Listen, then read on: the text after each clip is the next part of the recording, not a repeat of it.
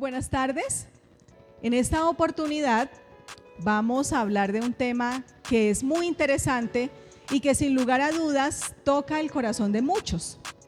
Ustedes pueden pensar que la salud mental está solamente relacionada con la sensación de bienestar porque realizo determinadas actividades que me permiten sentirme contento, sentirme a gusto. Entonces, ¿qué pasa con aquellas personas que por alguna razón, por alguna experiencia vivida, por algún hecho, pues que ha ocurrido en sus vidas, no puede experimentar ese bienestar?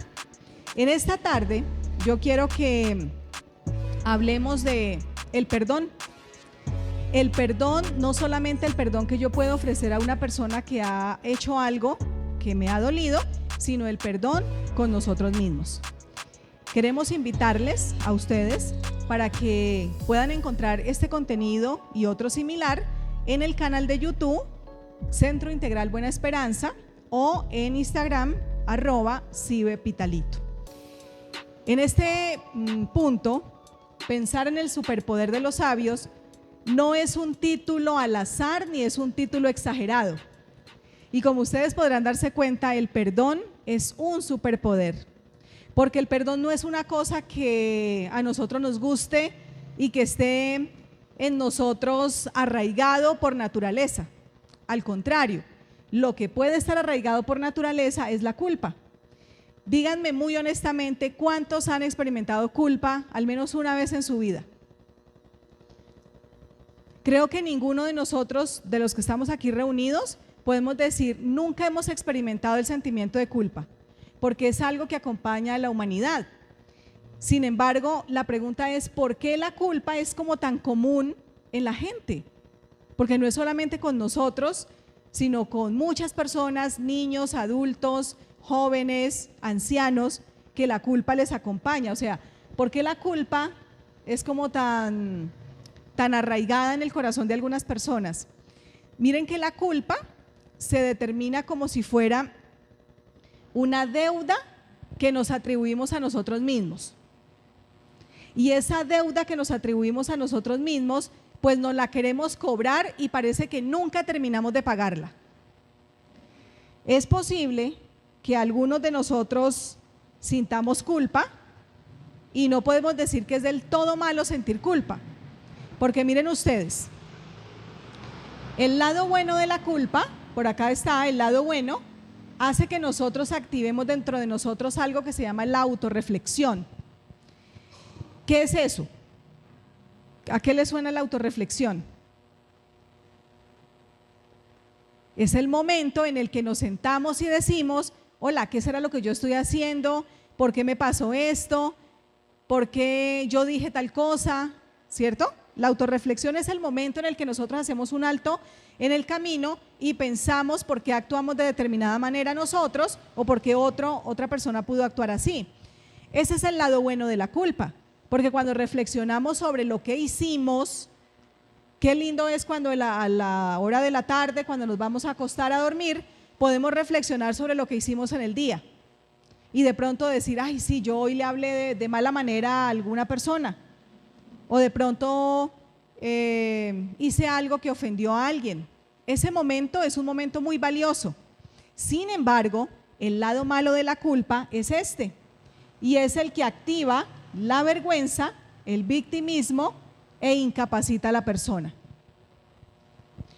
Quiero contarles a ustedes que en consulta terapéutica yo aplico un instrumento muy interesante que es un cuestionario para medir las estrategias de afrontamiento que tienen las personas. Cuando yo aplico ese instrumento, créanme que es como cuando a uno le sacan una radiografía y uno puede verse ahí completamente eso que le sacaron en la radiografía, si fue de una mano, si fue de los pulmones, del corazón. En este cuestionario yo puedo evidenciar cuáles son las estrategias que un individuo utiliza para enfrentarse al medio que le rodea. Y una de ellas es la culpabilización. No porque sea una estrategia adecuada, sino porque la culpabilización es una estrategia que bloquea a la persona. Bloquea. Es decir, le impide continuar en su proceso de desarrollo personal. muchas personas han dejado sus roles de ser padres, madres, esposos, hijos por la culpa. Muchas personas se han quedado ancladas en la culpa sin poder avanzar por alguna razón que ocurrió, porque en sus vidas alguna de estas situaciones ocurrió. ¿Dónde surge la culpa? Pues fíjense que la culpa en nuestra cultura, podemos decir así, que ha surgido en la infancia.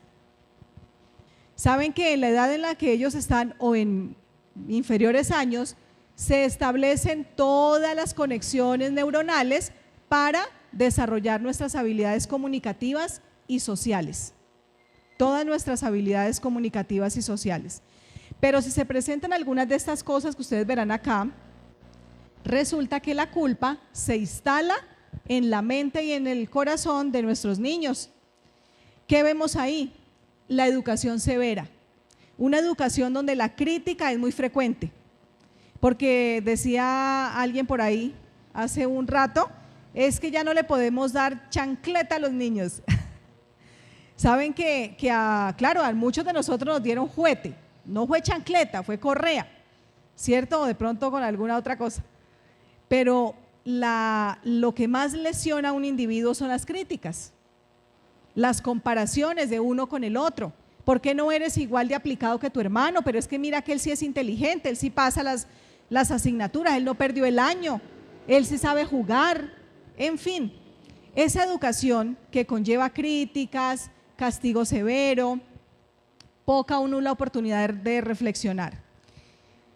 ¿Cuántos adultos hemos castigado a nuestros niños dándoles la palmada o dándoles la regañiza sin dejarlos a ellos que analicen en qué se equivocaron? Entonces, ¿sí hemos reflexionado en eso? Muchas veces le decimos, Samuel, ¿por qué hiciste eso? Eso está mal hecho, no sé qué, y lo regañamos y lo castigamos y le decimos, no va a salir a jugar una semana, no va a tener el celular o no va a tener, bueno, lo que sea que lo vayamos a castigar. Pero no lo sentamos y le decimos, Samuel, ¿tú sabes por qué te estamos regañando? ¿Te has dado cuenta por qué está mal lo que hiciste?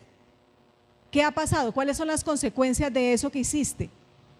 Cuando yo hago eso, le permito al individuo reflexionar sobre lo que hizo mal, pero muchas veces lo que hacemos es castigo, privamos de lo que a la persona le gusta, pero no lo llevamos a reflexionar. Entonces, ¿cómo aprende el niño o la niña? A reaccionar de acuerdo a lo que le convenga. Entonces, si le conviene portarse bien, él lo hace, no porque entienda que portarse bien trae unas consecuencias también agradables. Les pregunto, ¿nosotros como adultos no reaccionamos de la misma manera?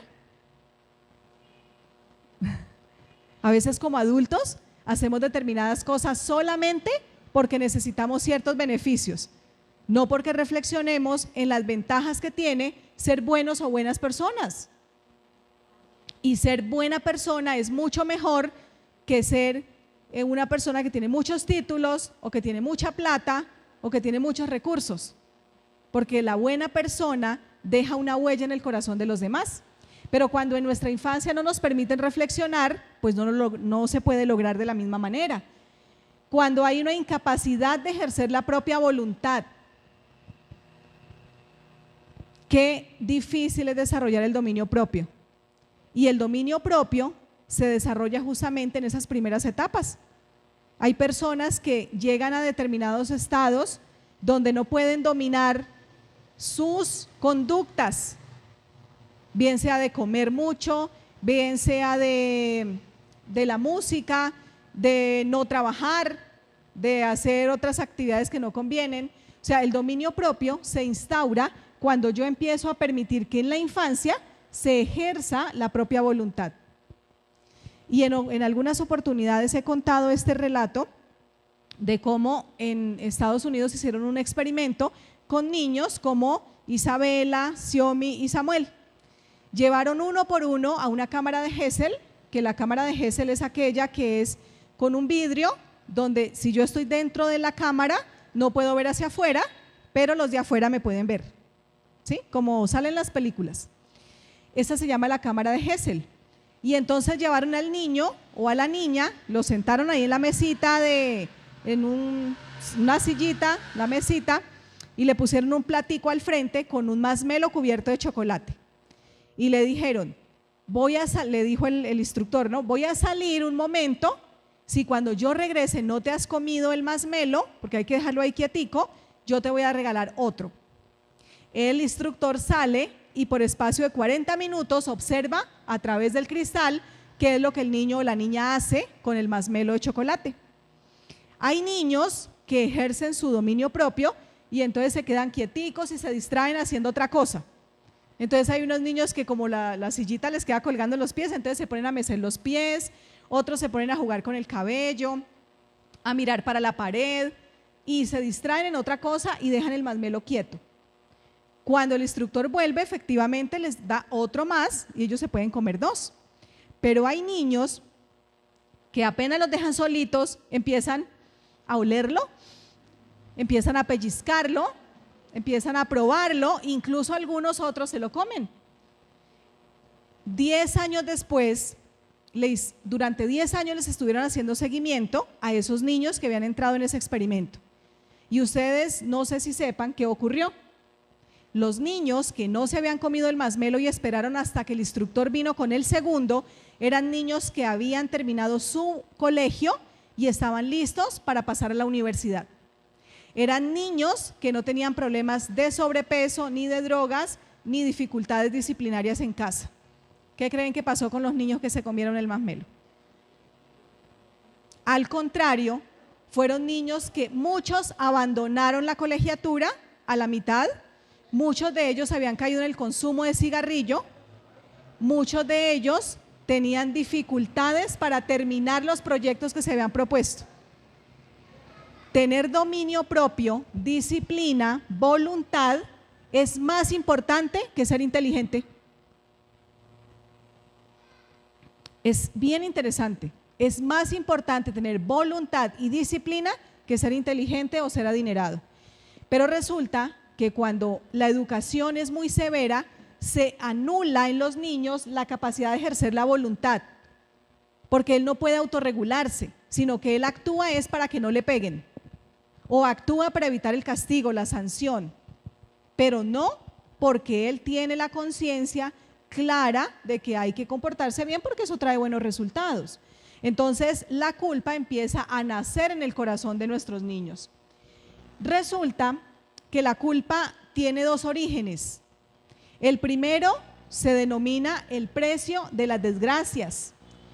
Y pues ustedes pueden observar aquí en estas imágenes que tenemos por un lado la muerte de un familiar, un accidente por situaciones ajenas, el aborto, la infidelidad. Hay situaciones que llegan a nuestra vida sin que nosotros las hubiéramos buscado. Hay situaciones difíciles, dolorosas o una enfermedad, no la estábamos buscando, no dijimos, ay, buenas, yo me quiero enfermar, no, sino que llegaron a nuestra vida y nos dejaron un sinnúmero de emociones y sentimientos que luego se fueron transformando con culpa. Y uno se pregunta, pero ¿por qué surge la culpa si era una situación que yo no estaba buscando?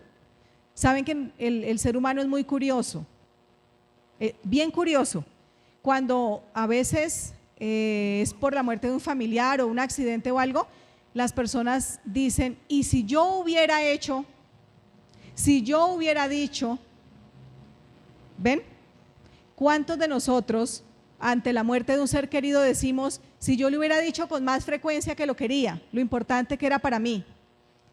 Si yo le hubiera preparado su comidita favorita, si yo lo hubiera ido a visitar a tiempo, si yo hubiera, y nos quedamos anclados en qué, como si tuviéramos el control de las cosas, y resulta que no tenemos el control de las cosas. Entonces, cuando ocurren estas situaciones, ¿cierto?, que son adversas, podemos desarrollar culpa, pero aún así, también puede ser por la culpa desarrollada por haber violado las normas, bien sea sociales, legales, morales, religiosas o éticas.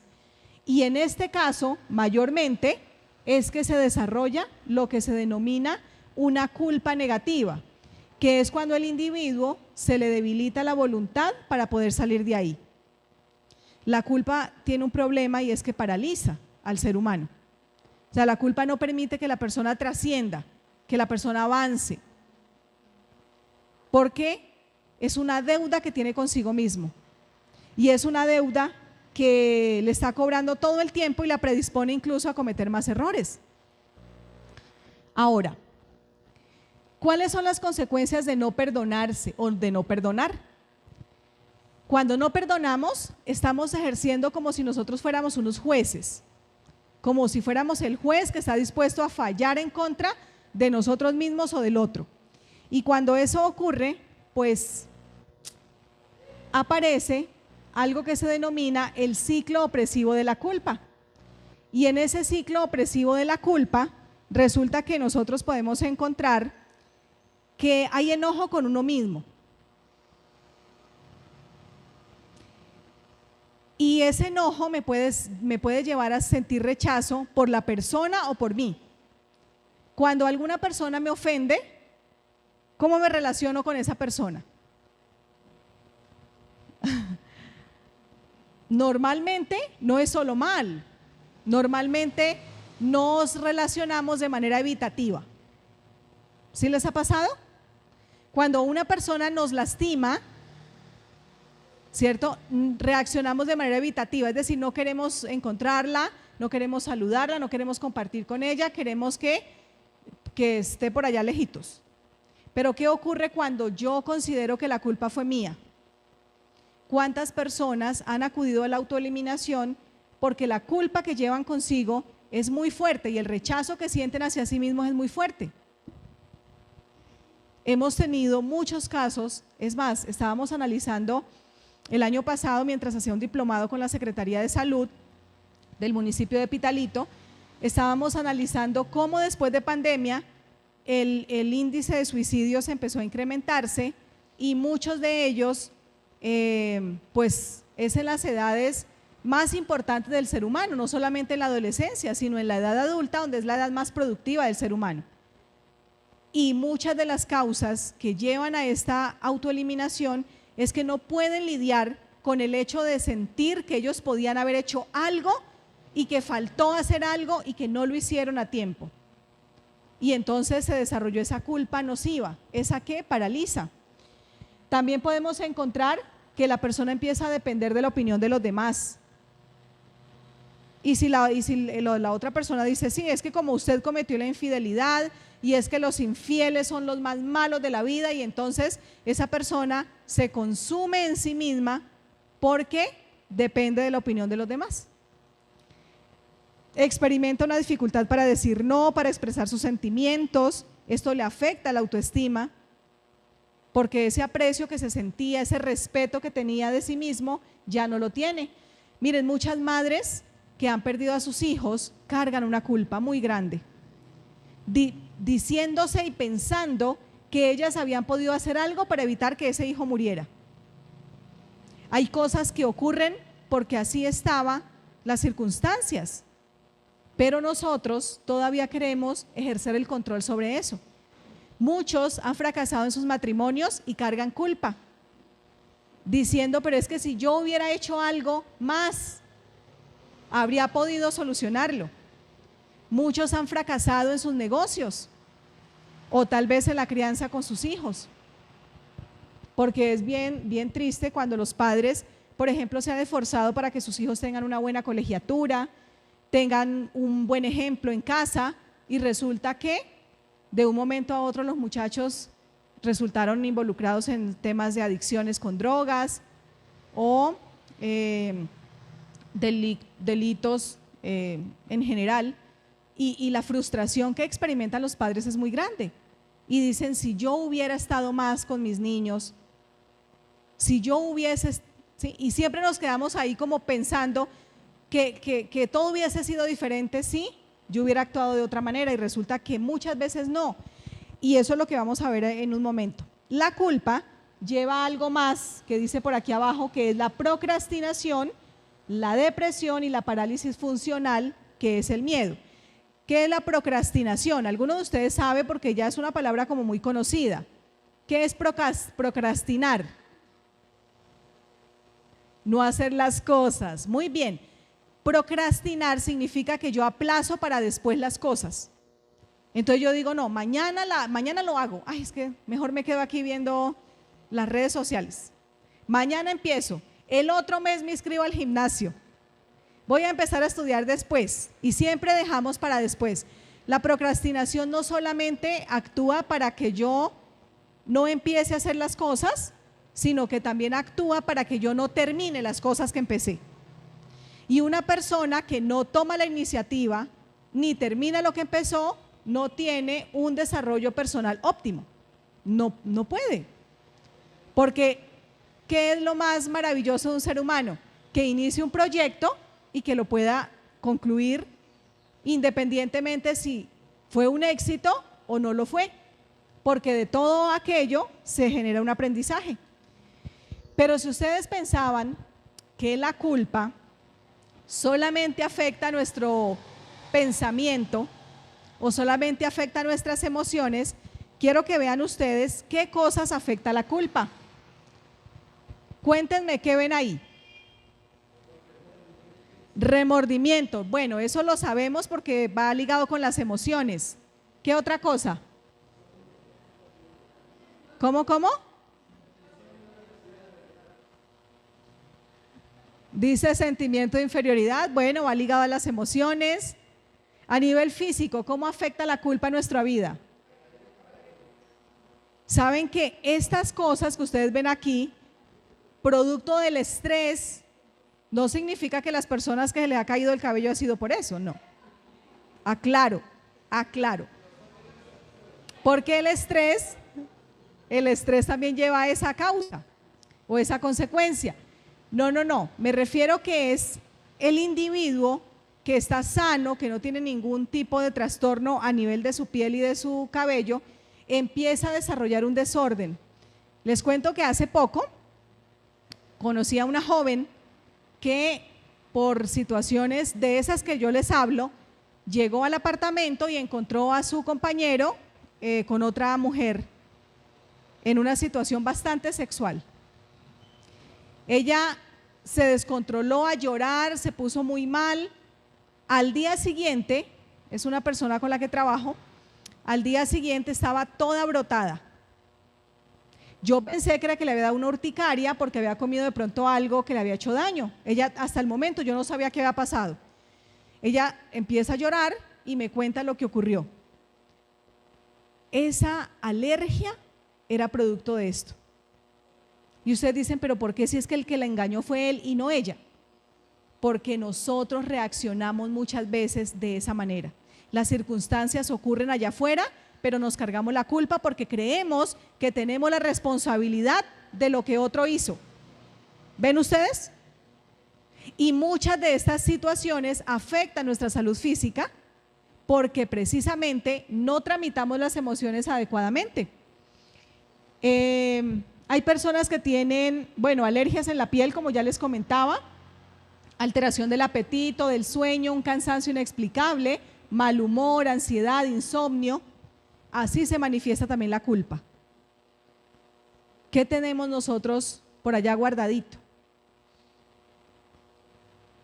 Tenemos muchas cositas, sí señora, muchas cositas de nuestra infancia, de nuestra juventud, de las cosas que como adultos hemos hecho o nos han hecho y cargamos con eso.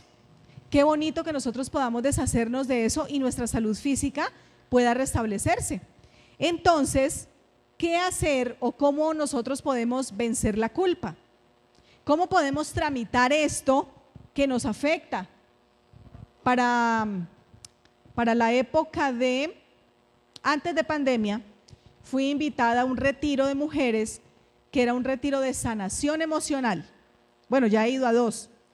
Este último realmente fue muy especial, pero ese primero era pues la primera experiencia a la que yo iba y esa primera experiencia fue muy interesante y muy importante para mí porque entendí que las personas muchas veces nos vemos muy bien por fuera y parece que todo está bien, marchando bien y no, o sea, no podemos dimensionar las cosas que llevan guardadas. Y en ese retiro, algunas de las damas que participaron que previamente habían anunciado que iban a participar con sus testimonios, empezaron a contar y una de ellas me impactó mucho. Era una joven muy bonita que estaba contando que ella llevaba muchos años cargando con una culpa por un aborto que había tenido, porque cuando quedó embarazada era muy jovencita y si ella decía en la casa que estaba embarazada, decía mis papás me van a matar, entonces yo definitivamente tengo que solucionar esto, y fue y abortó. Y después ella empezó a cargar con esa culpa, demasiado, digamos, mella empezó a hacer esa culpa en ella. Ella no podía tener la capacidad de relacionarse adecuadamente con las personas, ella empezó a enfermar y un día alguien le habló de qué pasaba con la culpa y que la culpa era muy nociva para la salud mental, y entonces ella decidió buscar ayuda terapéutica, y esa ayuda terapéutica dio con un psicólogo cristiano, y este psicólogo cristiano empezó a tratarla de la culpa que ella tenía por el aborto, y en el momento que ella nos contó el testimonio estaba ya sana su dolor, pero hay otras cosas que nosotros tenemos tal vez allí guardadas y no exteriorizamos, no lo sacamos, no lo procesamos, no lo sanamos, y eso enferma no solamente nuestra vida física, nuestra vida psicológica, sino también nuestra vida relacional. En otro caso, otra dama contaba que ella durante muchos años había querido ser mamá y logró ser mamá, tuvo a su hijita, pero en unas vacaciones ella se descuidó y su hijita se ahogó en la piscina del sitio donde estaban en vacaciones. Y ella decía que ella lo único que quería era morirse. Y ella pensó en suicidarse, la señora pensó en suicidarse, y entonces encontró un día un versículo de la Biblia que le ayudó a entender que la culpa se podía trabajar y que no era necesario cargar con esa culpa. Y esta mujer se restableció su hogar y ahora estaba dando fortaleza a otras mujeres dentro de este retiro de sanación. Entonces fíjense cómo la culpa sí se puede trabajar y sí se puede tratar. Mis queridos, muchas veces nosotros decimos, no, este tema no es para mí porque yo estoy bien, pero no sabemos en qué momento una persona en necesidad pueda tocar nuestra puerta, pueda decir que necesita desahogarse. ¿Estamos nosotros preparados para escucharle, para atenderle, para ayudarle? Entonces miren ustedes, ¿qué debemos hacer primero para vencer la culpa? Lo primero que tenemos que hacer es comprender cómo funciona. Comprender cómo funciona nos permite a nosotros la garantía de saber si vamos a desarrollar una culpa positiva o una culpa negativa. La culpa productiva era la que ya estábamos diciendo, que nos lleva a la reflexión y a un cambio. Es la que nos permite decir, sí, yo me equivoqué y es posible que lo que ocurrió yo tenga responsabilidad, pero las cosas ocurrieron de esa manera y ya no las puedo cambiar. Puedo también determinar si es una culpa improductiva, que es la que nutre el autodesprecio. En cierta oportunidad, en la revista Semana, encontré la historia de una jovencita. Ella es de la costa colombiana. Ella fue violada por uno de sus tíos cuando tenía 6 años. Y durante mucho tiempo, ella guardó silencio a los abusos de su tío.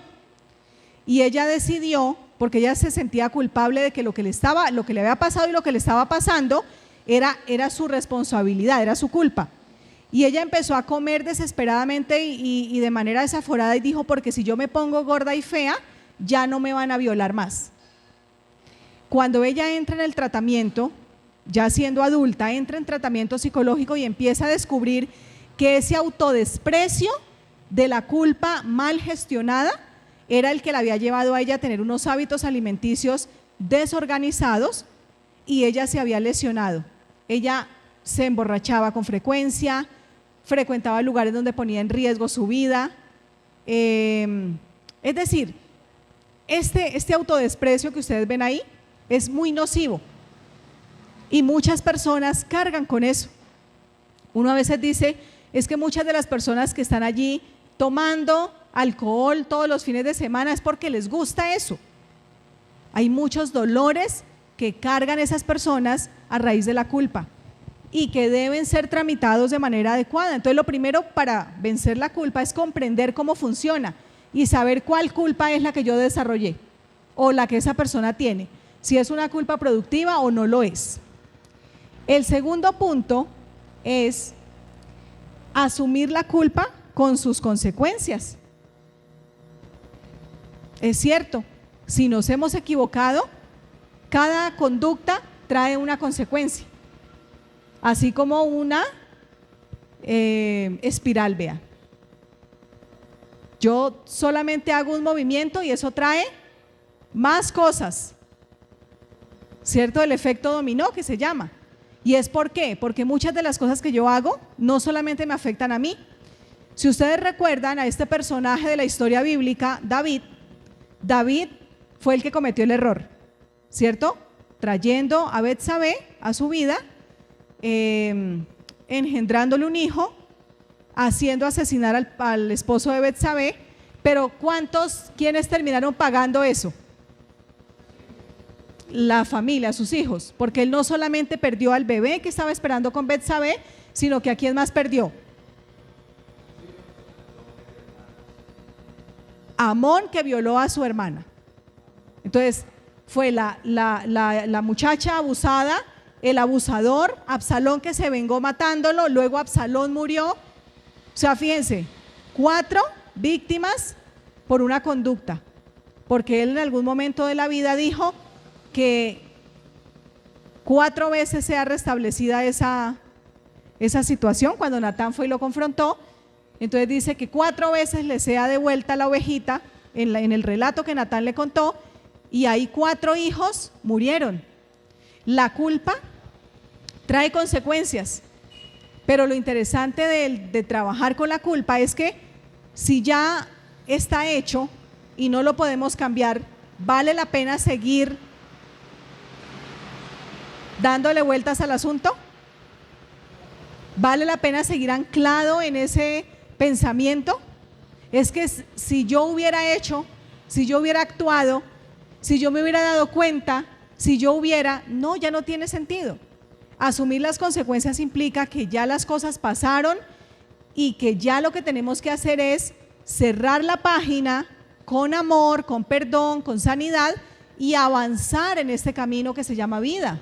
Eso es lo más importante, porque todas las cosas que nosotros tenemos, que hemos vivido, nos llevan a un aprendizaje.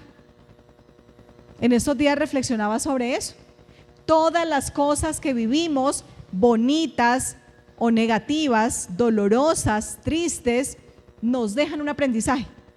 Y ese aprendizaje debe ser para ser mejores seres humanos, para ser mejores en nuestra vida relacional, para ser mejores en el autocuidado de nuestra salud, para ser mejores en el proceso que llevamos en nuestra vida laboral, en el rol que cada uno de nosotros desempeña. Entonces, asumir la culpa y sus consecuencias permite que nosotros entendamos que no tenemos el control, incluso sobre nuestras malas decisiones, pero que esas malas decisiones nos han traído una experiencia y esa experiencia nos permite que a futuro tomemos mejores decisiones. Y esa es la maravilla del fracaso. Eso es lo que hace el fracaso en nuestra vida. Es decir, el fracaso como consecuencia de una mala decisión, en vez de granjearnos culpa, pues debería darnos la oportunidad de entender que eso nos llevó a un aprendizaje que nos ayuda a trascender. Tercero, es muy importante hacer lo que este hombrecito está haciendo ahí, ¿no? Que es practicar la reparación. Hay ocasiones en que podemos hacerlo, hay ocasiones en que no, pero practicar la reparación es muy importante y vamos a verlo acá en las opciones que nos dan, cómo podemos practicar la reparación. 1, lo primero que tenemos que hacer es perdonarnos a nosotros mismos. Me equivoqué, lo acepto, caramba, no debo volverlo a hacer, pero me perdono. Me disculpo, soy un ser humano falible, vulnerable, que cometo equivocaciones. ¿Sí? Y dentro de ese proceso de perdonarme a mí mismo, también ser tolerante conmigo mismo y con los demás. Entender que ninguno es perfecto. Y así como los otros me quieren y me toleran a mí, que soy imperfecta, pues yo también puedo tolerar al otro, que es imperfecto igual que yo, solo que es imperfecto en otras cosas, distintas de las mías. Pedir disculpas, hacer las paces, reparar los daños en el caso que sea posible. ¿Cuánto bien hace disculparse? Lo que pasa es que ofrecer disculpas no es un acto muy fácil, no es un acto sencillo, porque es como si yo me estuviera rebajando y el otro fuera muy importante. Pero si lo vemos desde el punto de vista racional, es eso es verdad. Yo tengo que bajar un poco la cerviz, tengo que bajar mi soberbia y mi orgullo y asumir que me equivoqué y que el otro pues también merece, como a mí me gustaría que se disculparan, pues yo también puedo y debo disculparme con el otro. Reparar los daños, hacer la parte que nos corresponda, así el otro de pronto no quiera restituir la relación o la situación, arreglar lo que rompimos, bien sea una amistad, una relación, no necesariamente para continuar, pero sí para continuar juntos, pero sí para continuar por la vida sanos, porque no hay cosa más importante para un individuo que es estar sano. Su sistema inmunológico se lo agradecerá. Nuestro sistema responde a la forma como gestionamos las emociones. Y las enfermedades que nosotros físicamente acarreamos, como la diabetes, la hipertensión, el estrés, la ansiedad, la depresión, ¿a qué se deben? A emociones que estamos evitando gestionar de manera oportuna y de manera adecuada. Nos guardamos. La gastritis, el síndrome de colon irritable no es nada más que las emociones que nos tragamos, porque esas no nos las comemos, esas nos las tragamos, las pasamos enteritas. Las iras frecuentes, todas esas emociones que alimentan de alguna manera este asunto de la culpa y pues impide que nos reparemos a nosotros mismos y que reparemos nuestra relación con los demás. Súper importante, no dejar para mañana lo que se pueda empezar hoy. Entonces, recordemos que el primer paso dentro de la gestión de la culpa es poder reconocer qué tipo de culpa está experimentando, bien sea yo mismo o la otra persona con la que estoy hablando. Si es una culpa productiva que me lleva a la reflexión, o si es una culpa destructiva que lo que hace es hacerme sentir vergüenza, miedo, vulnerabilidad. Lo segundo, asumir las consecuencias que tiene la culpa. Lo tercero, practicar la reparación.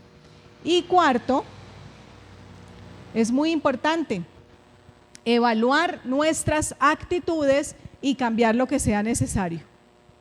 Muchos deciden ante la culpa hacerse las víctimas, bien sea la culpa propia o bien sea la culpa frente a otra persona. Hacerse las víctimas. Cuando una persona se hace la víctima, ¿cuál es el problema? ¿Ustedes se han puesto a pensar cuál es el problema de las víctimas? Cuando yo no reconozco nada, yo no hago nada. Entonces, la persona que se victimiza no hace nada. Se queda simplemente diciendo: es que yo soy el pobre víctima, yo soy el pobrecito, ayúdenme, atiéndanme, asístanme, pero no se empodera de su vida. Entonces, es hora de dejar de ser las víctimas. Es hora de dejar de ser las víctimas, porque siendo víctima no vamos a hacer nada por nuestra vida. No vamos a tomar las riendas de nuestra vida. Si usted se sube al caballo y usted no toma las riendas, sino que deja que el caballo se vaya para donde él quiera, y después usted, ¿qué le queda más fácil? Culpar al caballo que lo llevó para donde usted no quería ir. Hay que tomar las riendas de nuestra vida. Y por eso, en vez de hacernos las víctimas, lo que debemos hacer es empoderarnos. Estos dos personajes, ¿por qué yo los puse ahí? No es porque diga: ay, es que Carolina ve muchas películas, no. sino porque estos dos personajes representan lo que tenemos que hacer con la vida. Para que ellos llegaran al punto donde llegaron, lo hicieron a través de ¿qué? De un aprendizaje a través del esfuerzo. Un buen arquero, para dar en el blanco, ¿qué necesita? Practicar, practicar. Y las primeras veces se va a equivocar, pero luego esa práctica, como dice el adagio popular, la práctica hace al maestro. Empoderarnos de nuestra vida significa tener claro cuál es mi derrotero, es decir, qué es lo que yo me propongo hacer con mi vida. ¿Me equivoqué? Sí. ¿Lloré? Sí. Pero me levanto de eso, me repongo y continúo mi camino. ¿Para qué? Para poder dar en el blanco. ¿Qué necesitamos? Pues usar la culpa para aprender. Necesitamos practicar la generosidad. Yo no sé si ustedes saben cuál es el antídoto para la culpa. Yo creo que estaban pensando en otras cosas menos en la generosidad. Pero la generosidad es el antídoto de la culpa. Cuando yo soy generoso con el otro o generoso conmigo mismo, yo permito que la culpa sea procesada de una manera adecuada. ¿Por qué la generosidad es el antídoto de la culpa? Porque cuando yo soy generoso en situaciones cotidianas, es que yo no tengo que ser generoso donando miles de millones para una causa benéfica. Yo puedo ser generoso en la cotidianidad. Cuando, por ejemplo, voy a alguna parte y veo que hay una persona que necesita sentarse y yo le cedo la silla. Cuando voy a entrar a algún lugar y hay una persona que está saliendo, pues dejémosla que salga y luego yo entro. Saludar de manera agradable, sonreír. O sea, la generosidad está en pequeños detalles. Cada vez que yo soy generoso, me dispongo emocionalmente para sanar. La generosidad tiene un efecto muy, muy importante en la gestión de las emociones, porque la generosidad implica un desprendimiento del yo, implica un desprendimiento de lo que a mí me genera satisfacción para que tú puedas estar bien, ¿sí? Y de repente uno acostumbra a ser generoso ¿con quiénes? ¿Con quiénes? Muy bien, con los cercanos, con los que le caen bien, con los que quiere. Pero qué bonito es cuando uno puede ser generoso con los desconocidos o con aquellos que nos han herido. Porque no sabemos, hay ciertas personas que tienen un talento, que no es un talento muy agradable, ¿no? Pero hay personas que tienen un talento para caer mal, ¿cierto? Conforme van por la vida, van cayendo mal. Y esas personas viven a la defensiva porque lo que uno da, eso recibe. O sea, la vida es como un espejo, entonces uno lo que da, eso recibe.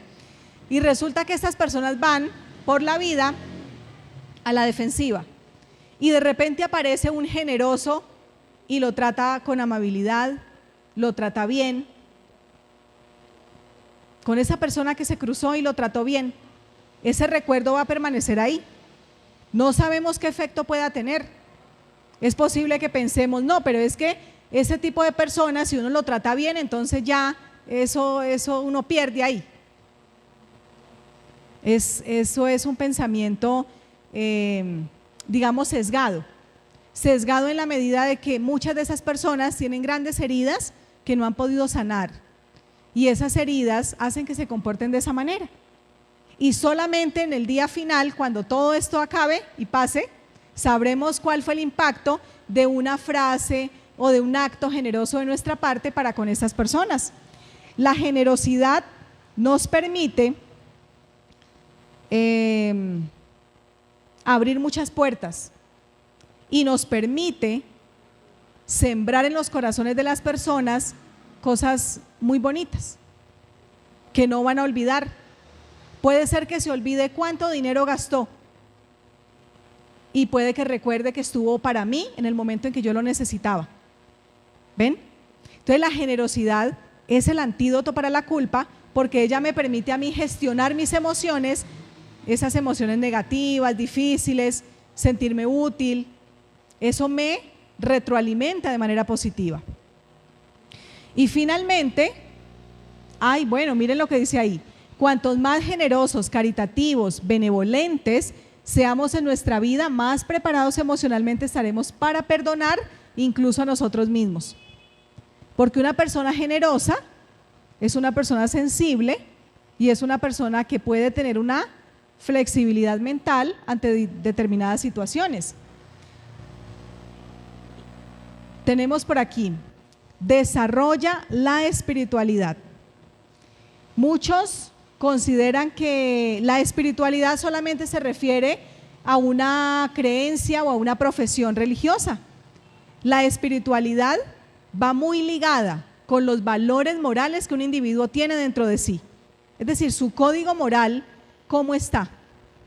Hay personas que sin tener una profesión religiosa tienen más moral y más integridad que muchos que profesan una religión y que asisten a una comunidad religiosa.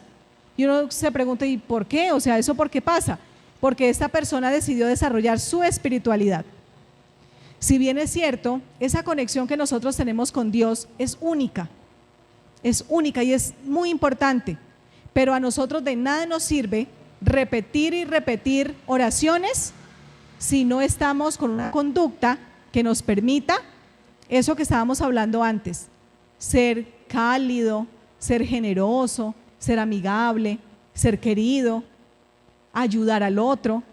Esas cosas son las que permiten que esa estructura moral en mí o en nuestros niños. Por eso esta mañana la historia que contaba Adrianita acerca de qué importante es no solamente pensar en lo que a mí me agrada, que los otros me lo den, que los otros me gratifiquen a mí, sino en poder ¿qué?